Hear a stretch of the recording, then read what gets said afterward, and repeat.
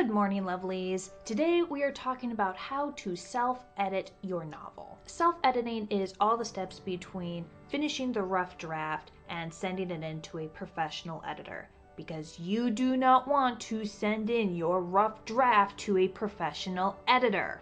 This is one of the things that separates the amateur writers from the professional writers. Before we get started, remember to click that subscribe button and ring the bell so you don't miss any more videos. I post every Sunday, usually with other videos on other days of the week. Now, a quick disclaimer here. This video, I'm going to be talking about how I personally self-edit my novels. Like every other step of the writing process, everyone does this differently, and honestly, I probably go a little overboard, but I demand a high amount of perfection from myself, so that's just me. My method is a pyramid. You start with the big stuff first, and then you work your way to smaller details with every single read through. And we're going to talk about how I do that right now.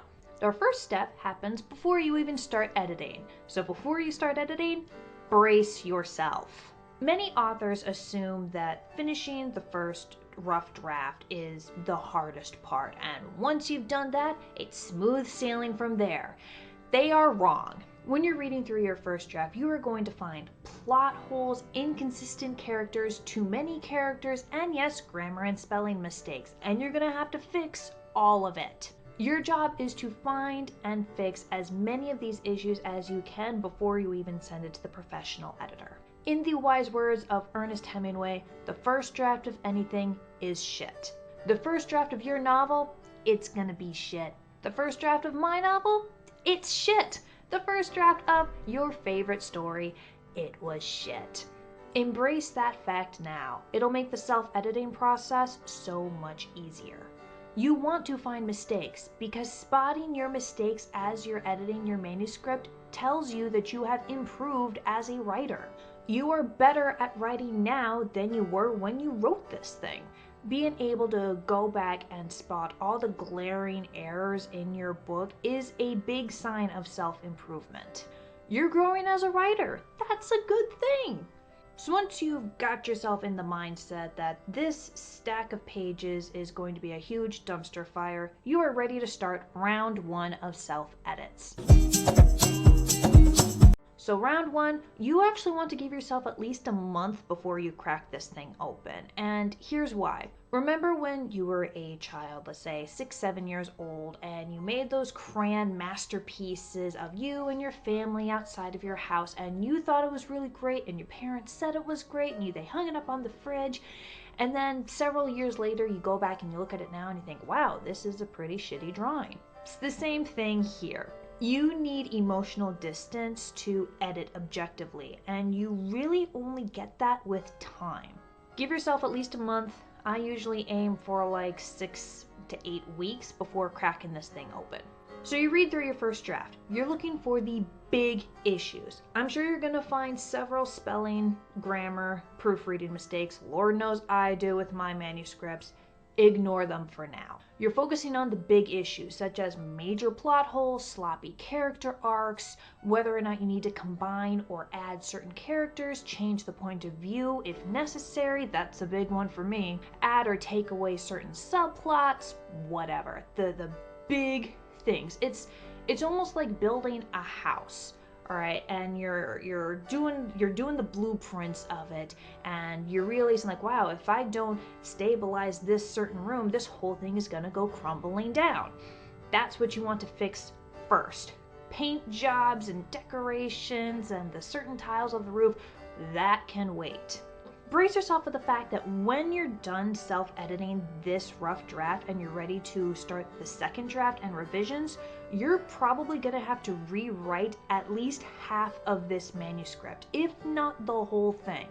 For context, I'm going to be using my copy of, this is a story I'm writing called Demon Crown. Crappy title, I know, I'm going to be working on that later. And this is a few drafts in actually. But when I first self-edited the rough draft, I realized that I'm going to have to rewrite a solid third at least, because I need to change the point of view of one of these characters, and then also add scenes, take away scenes, add entire chapters to the other 2/3 of this thing too. So it's a lot.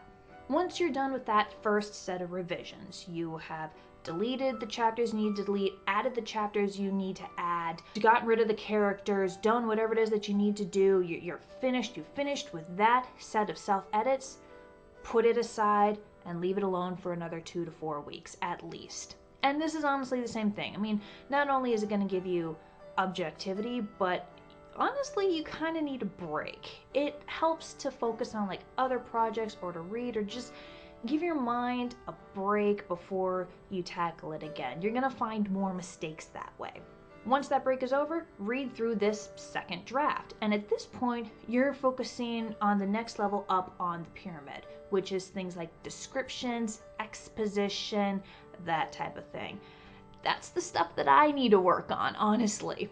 I might have mentioned on this channel once or twice, but I suck at descriptions, all right? They're just the worst. I will think that I've written enough to tell my readers what's going on, what this place looks like, what these characters look like, etc. And then I'll hear back from my beta readers and my mentors like, yeah, I have no idea what's going on here or who these people are or where we are or what this place looks like. So I gotta really pile it on. But when it comes to like writing the first draft of a novel, I don't even worry about descriptions. I just put in brackets, write description here, and then move on. So this is the part of the manuscript where I go back and I add all those descriptions and I literally look for, okay, where can I add more descriptions? Because if I feel like I'm adding just too many descriptions, it's probably the right amount. Just to give you guys some idea of what these edits are going to look like on your rough draft, the second draft here, this is mine. And you can see like there's a lot of orange going on, even on the first page, a lot of edits, line edits mostly, of what's happening here. And that's totally normal. Revise again. You're now on draft number 3. You may end up having to add or delete certain chapters or sections. With this draft of Demon Crown, I had to add another chapter and at least 2 more sections, plus all those little smaller line edits. Then you take another break, and then you read through the third draft. For this one, you're going up 1 more level on the pyramid, looking for smaller details, smaller descriptions, maybe character ticks. At this point, you can tackle the spelling and grammar errors, that type of thing. It's kind of like a final polish almost. After you revise with these self-edits, you're at draft number 4, and it is time to bring in some outside help. Give this draft to your critique partners, your mentors, your writing groups, whoever you can get your hands on to take a look at this novel. You need extra eyes to point out the things that you've missed. At this point, I look specifically for other authors rather than beta readers specifically, because they're not only going to be able to more easily find certain problems, they're also going to be able to tell me how to diagnose them and fix them a lot easier than a regular reader would. I aim usually for like a dozen partners at least, because life usually gets in the way, so a lot of them end up not finishing it or even starting this manuscript, which is totally fine. If I get back feedback from like 6 or more other people, I consider that a victory. It gives me a wide scope of opinions and criticisms, plenty for me to work on. Once your critique partners have gotten back to you with their feedback, it's time to start on round 2, which is a repeat of round 1. That's right, you're going to be rereading and self-editing this thing exactly the same way you did before, only this time you're going to be applying the feedback and criticism that you got from your critique partners. Because if you don't implement their feedback, what was the point? You're probably going to have to rewrite anything from a third of the manuscript to the whole thing, depending on what issues they found. Again, start with the big stuff and work your way up. It's going to make it a lot easier. Once you've gone through those same 4 stages we talked about in round 1, only with round 2 now it's time to once again give it away for feedback, this time with beta readers. These guys don't necessarily have to be writers, although depending on who you ask, they might also be writers too. But at this point, you're basically testing the market, seeing how readers will react to your book. So try to find readers that fit your target audience. For example, if you're writing a young adult novel, look for young adults that you would expect to read this after this gets published. If you're doing a Harlequin style romance, middle-aged women, that type of thing. At this point, you might also want to grab some sensitivity readers too. That is, if you are an author from a privileged group, like say you're white like me, and you're thrown in a bunch of characters of color. Grab some sensitivity readers, people from those groups, to make sure you did it right, and that you're not accidentally doing a racist.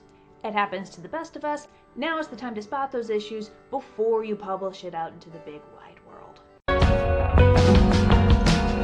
Once you've got feedback from those beta readers, it is time to start round 3, and you do that whole thing one more time, this time applying their feedback.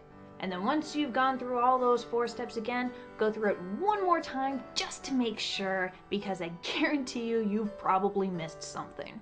After that final polish, if you want to give it to another third-party person just to help you with the little details like grammar, punctuation, line edits, that's totally fine.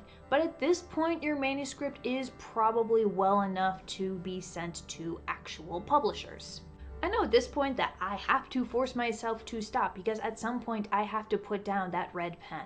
Perfection is utterly unattainable. One person's favorite book is another person's dumpster fire. Generally speaking, if most of the beta reader feedback is positive, I know I've done my job right. At this point, give it to a professional editor. They will tell you even more ways you've screwed up, and you get to repeat the process all over again. Do I go overboard? Probably, but I'd rather put in too much effort than too little. That is how I self-edit. Let me know how you do it in the comments. If you haven't already, remember to click that subscribe button and ring the bell. Also hit that like button, it helps this channel grow. I'll see you next week. Bye, lovelies.